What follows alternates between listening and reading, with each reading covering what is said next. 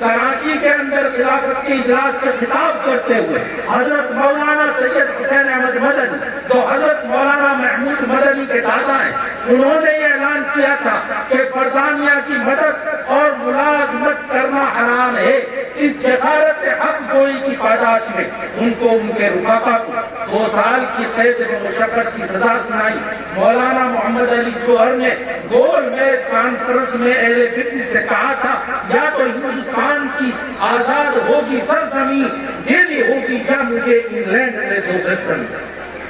میرے دوستو، یہ اعلان جیسے ہی کرنا تھا، حضرت مولانا حسین احمد مدنی کو انگریز عدالت میں کراچی میں پیش کیا گیا۔ حضرت مولانا حسین احمد مدنی رحمت اللہ علیہ سے انگریز نے کہا، کیا ہم نے انہیں یہ فیصلہ دیا ہے کہ آج سے جو ہے انگریز حکومت کی مدد کرنا اور اس کی ملازمت کرنا حرام ہے؟ حضرت مولانا حسین احمد مدنی نور اللہ مرقدہ سابق صدر جمعیت علماء ہند نے یہ فرمایا کہ ہاں میں نے یہ کہا ہے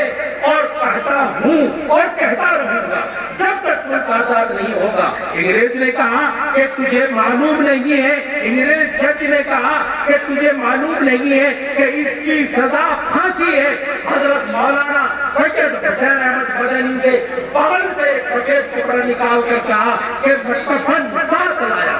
پھانسی کا خوف نہیں ہے۔ انگریز جج نے کہا کہ جب ہم پھانسی دیں گے تو ہمارے رول اور دستور کے مطابق یہ ہے کہ کفن بھی ہم ہی دیں گے، آپ کفن ساتھ کیوں لائے ہیں؟ انہوں نے کہا ایسے غالب اور ثابت اور جابر لوگوں کا میں کفن بھی اپنے جسم سے ٹچ ہونے نہیں دوں گا، اس لیے کفن ساتھ لیں۔ یہ ہمارے اکابرین کی قربانیاں ہیں۔ میرے دوستو، اس وقت حضرت مولانا محمد علی جوہر رحمت اللہ علیہ ان کے قریب کھڑے ہوئے تھے، فوراً قدم پکڑ لیے کہ حضرت معاف فرمائیے، کچھ زبان اور کچھ آواز ہلکی کیجیے، اس وقت انگریز جج کا فیصلہ جو ہے وہ کچھ خطرناک ہونے جا رہا ہے۔ حضرت نے فرمایا کہ حق گوئی سے پیچھے نہیں ہٹوں گا، چاہے جان کی قربانی دینی پڑے۔ میرے دوستو، 1926 میں کلکتہ کے اندر علامہ سید سلیمان ندوی کی قیادت میں ایک ملک کی مکمل آزادی کی تجویز منظور ہوئی اور 1929 میں ڈانڈی مارچ کی تحریک میں جہاں گاندھی جی گرفتار ہوئے وہیں مولانا ابوالکلام آزاد اور ان کے ساتھی بھی گرفتار کیے گئے۔ 1942 میں انگریزوں ہندوستان چھوڑو دو کا نعرہ بلند کیا۔ مختصر کیے کہ ہندوستان کی آزادی کے لیے ہمارے اکابرین نے گولیاں کھائی، جیل خانے آباد کیے، دار و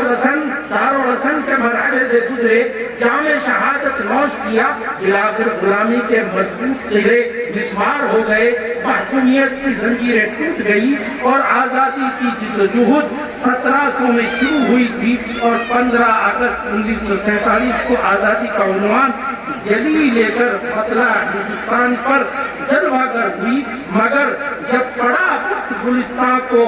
تو لہو ہم نے دیا، جب پڑا وقت گلستان کو تو لہو ہم نے دیا، جب بہار آئی تو کہتے ہیں تیرا کام نہیں۔ آئیے عہد کریں کہ آزادی کی حفاظت اور ملک کی صالحیت کے لیے ہم کندھے سے کندھا ملا کر چلیں گے اور ہندوستان کی ترقی اور خوشحالی اور ہندوستان کے اس عمدہ اور عظیم قانون کے تحفظ کے لیے ہر ممکن کوشش کریں گے اور قومی یکجہتی اور جذباتی ہم آہنگی کو فروغ دیں گے۔ مادر وطن ہم سے مخاطب ہے، وطن آواز دیتا ہے، وطن کی شان بن جاؤ، اٹھو اٹھ کر نئی تاریخ کا عنوان بن جاؤ۔ اللہ مجھے بھی آپ کو بھی اپنے وطن سے محبت کرنے کی میرے دوست مکمل توفیق عطا فرمائے اور وطن